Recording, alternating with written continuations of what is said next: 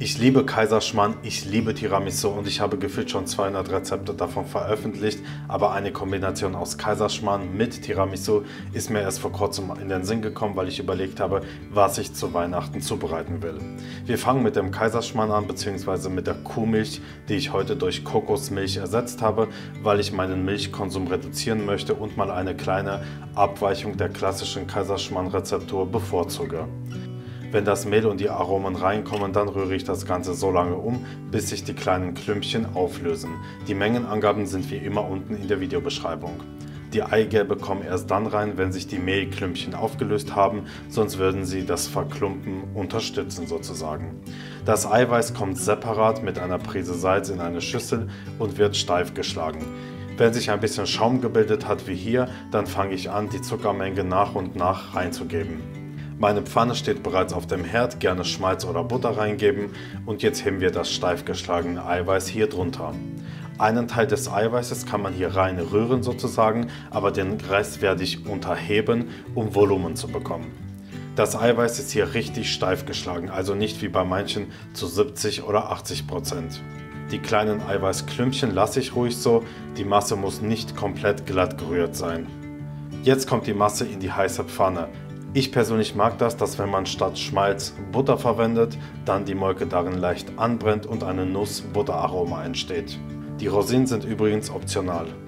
Nach etwa 4 bis 5 Minuten, wenn sich der Kaiserschmarrn gut vom Rand lösen lässt sozusagen, kommt er in den 180 Grad vorgeheizten Ofen Ober- und Unterhitze etwa 10 bis 15 Minuten, bis er von oben diese schöne Farbe bekommt. Jetzt wird er nicht zerkleinert, nicht mit Zucker karamellisiert und auch nicht mit Rum flambiert, sondern einfach gestürzt und im Ganzen kalt werden lassen bitte.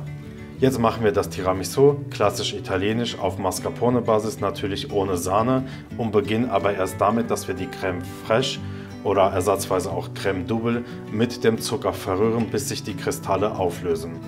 Ich habe noch eine Vanilleschote da, davon gebe ich das Vanillemark rein und verwende die leere Schote für Vanillezucker, indem ich eine Schote auf etwa 100 Gramm Zucker im Glas einlege sozusagen. Wenn das zu teuer ist, könnt ihr natürlich auch mit Aromen arbeiten.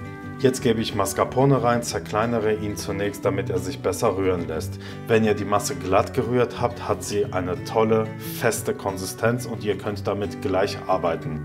Schau dir bitte nochmal diese feste Konsistenz an. Diese Konsistenz wird etwas weicher und cremiger, wenn ihr rohe Eigelbe reinmacht. Das klassische Tiramisu-Rezept hat rohe Eier drin, deswegen mache ich auch welche rein. Das ist zusätzlich nochmal Fett und somit eine Geschmackserhöhung. Einige Leute kritisieren unter meinen anderen Tiramisu-Rezepten, dass die Creme in Anführungsstrichen zu flüssig sei. Schaut euch bitte an, wie fest die Creme wird, wenn man sie über Nacht in den Kühlschrank stellt. Mehr ist es nicht. Einfach kalt stellen, dann wird sie von alleine fest. Oder wenn ihr die Creme sofort verwenden wollt, einfach die Eigelbe weglassen. So, als nächstes gebe ich Kahlua Kaffeelikör in abgekühltes Espresso rein, vermische das und bepinsele den Kaiserschmarrn damit. Der weiche Kaiserschmarrn saugt das richtig auf und wird später total saftig dadurch. Jetzt kommt ein Ring drumherum und wir geben die Tiramisu-Creme rein und stellen das Ganze kühl. Am nächsten Morgen ist die Creme richtig fest geworden, wie man hier sieht, und ist überhaupt nicht mehr flüssig. Jetzt gebe ich noch Kakao drüber, das kann man übrigens auch schon vorher machen, und schneide das Ganze in schöne Tortenstücke auf. Ich wünsche euch allen frohe Weihnachten und einen weichen Rutsch in das neue Jahr 2023. Bleibt gesund!